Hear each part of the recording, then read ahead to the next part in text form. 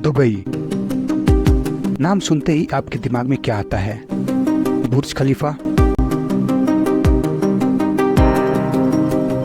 Desert safari, Palm Jumeirah, luxury कारें, modern technology, चमचमाती बिल्डिंगें, दुबई मॉल या सड़कों पे दौड़ती फरारी कारें, right?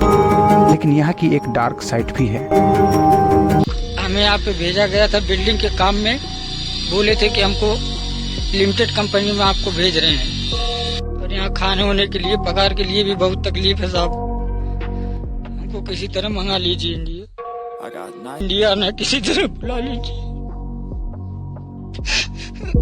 Habibi, come to Dubai, come to Dubai.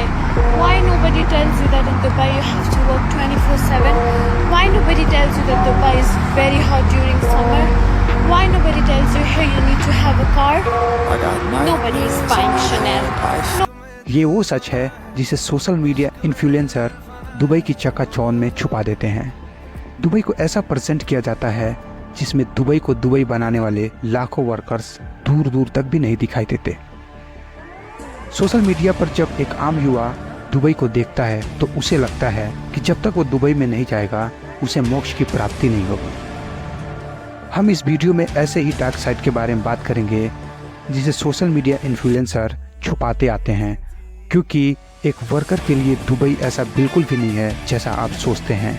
और साथ ही हम बात करेंगे दुबई में किस तरह से एक बेहतर जॉब पा सकते हैं। भारत में रोजगार की कमी के चलते हर साल लाखों युवा विदेश कमाने के लिए आते हैं और इनके ऊपर होता है जिम्मेदारियों का पहाड़, जैसे बहन की शादी, बुजुर्ग माता पिता का इलाज, कर्ज, घर बनाना, किसी बिजनेस को शुरू करने के लिए पैसे जुटाना या अपने आप को काबिल बनाना। इनमें से कोई भी कारण हो सकता है। इनमें से ज़्यादातर युवा यह सोचकर विदेश कमाने आते हैं कि 2 या 3 साल में अपना मकसद पूरा कर लेंगे और दोबारा कभी गल्फ देश में लौट कर भी नहीं आएंगे। यार नोटी भाई दुबई ले चलो यार, साल 2 साल वहाँ पैसा कमा के यहाँ से आके अपना यहाँ पर बिजनेस डाल रहे हैं यार। लेकिन उनकी जिम्मेदारियां और आवश्यकताएं बढ़ती जाती हैं और वे सालों साल तक इस ट्रैप में या यूं कहें कि इस लूप में फंस जाते हैं। कुछ को तो अच्छी कंपनियां मिल जाती हैं, लेकिन वहीं कुछ घटिया कंपनी या सप्लाई कंपनी में बुरी तरीके से फंस जाते हैं। क्लास 10th या 12th तक हर स्टूडेंट्स का सपना होता है डॉक्टर बनना, इंजीनियर बनना, आर्मी, पुलिस ऑफिसर या कोई अच्छी सरकारी जॉब करना। लेकिन आगे की महंगे एजुकेशन को अफोर्ड नहीं कर पाते हैं और उनके ऊपर होती है नौकरी ढूंढने का प्रेशर। ऐसे में कुछ स्टूडेंट दिल्ली, मुंबई, चेन्नई, कोलकाता जैसे शहरों में कमाने निकलते हैं, तो वहीं कुछ दुबई जैसे देशों में कमाने की सोचते हैं और इलेक्ट्रीशियन, प्लम्बर, वेल्डर या हेल्पर जैसे कामों में किसी एजेंट के द्वारा विदेश कमाने निकल जाते हैं। इनमें से कुछ को तो अच्छी कंपनियां मिल जाती हैं जिनमें उनकी सारी फैसिलिटी का ध्यान रखा जाता है, लेकिन वहीं कुछ युवा एजेंट्स को मोटी रकम देने के बाद भी फंस जाते हैं। कुछ स्टूडेंट्स जो सक्षम होते हैं वह इंजीनियरिंग या डिप्लोमा करके स्टाफ कैटेगरी में आ जाते हैं, जैसे foreman, supervisor, engineer, safety officer, QA QC, planning department या एडमिनिस्ट्रेशन। वैसे तो दुबई सदियों से अस्तित्व में था, लेकिन सन 1800 में इसे फिशिंग विलेज के तौर पे जाना जाता था। तेल की खोज होने से पहले दुबई की अर्थव्यवस्था मुख्य रूप से मछली पकड़ने, व्यापार, गोताखोरी और छोटे बड़े पैमाने पर कृषि पर आधारित थी। रोजगार के अवसर सीमित थे और अधिकांश लोग अपनी जीविका के लिए इन गतिविधियों में लगे हुए थे।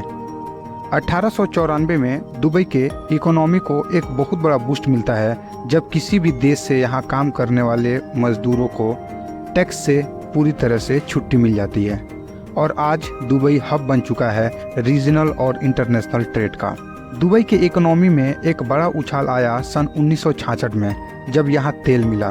उस समय के रूलर शेख राशिद बिन सईद अल मखदूम ने दुबई का पूरा नक्शा ही बदल दिया। लेकिन कहीं न कहीं उन्हें मालूम था कि तेल आज है, शायद कल न रहे, इसलिए उन्होंने टूरिज्म और लग्जरी पर फोकस किया। आज दुबई के पास वर्ल्ड क्लास इंफ्रास्ट्रक्चर, बुर्ज खलीफा, पाम जुमेरा और बहुत कुछ है। पर क्या आपने कभी सोचा है आज जो दुबई दिखता है उसे बनाने के लिए लाखों वर्कर्स लगे होंगे, तो कोई उनके बारे में क्यों नहीं बात करता, कोई उन्हें क्यों नहीं दिखाता।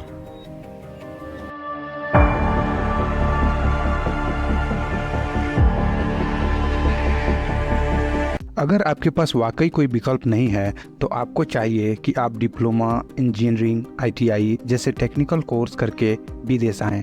कोशिश करें कि स्टाफ कैटेगरी में आएँ, जैसे कि foreman, supervisor, safety officer, document controller, administration इत्यादि। या फिर आपको एक्सपीरियंस की कमी की वजह से प्रॉब्लम आ भी रही है तो किसी भी ट्रेड में आए, ध्यान रहे आपका ट्रेड आपके डिप्लोमा से मिलता जुलता होना चाहिए, जैसे इलेक्ट्रीशियन, वेल्डर, पाइप फिटर इत्यादि। और 2 साल रहने के बाद आपको किसी और कंपनी में जॉब ढूंढ लेना चाहिए।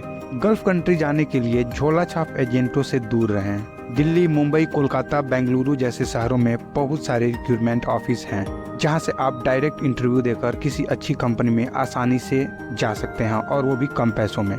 अगर आप यूपी, बिहार, उड़ीसा, हरियाणा, पंजाब, झारखंड, छत्तीसगढ़ या मध्य प्रदेश जैसे जगह से आते हैं तो आपको सीधे मुंबई जाना चाहिए और वहां गल्फ जॉब पेपर देखना चाहिए, जिसमें हर हफ्ते बहुत सारी वैकेंसियां आती रहती हैं। आपको पेशेंस रख के इंटरव्यू अटेंड करते रहना है और बहुत जल्द आपका सिलेक्शन हो जाएगा। अगर फिर भी कोई दिक्कत आ रही है तो डिस्क्रिप्शन में दिए गए व्हाट्सएप नंबर पे आप हमसे संपर्क कर सकते हैं। हम कोशिश करेंगे आपके प्रॉब्लम को सॉल्व करने की।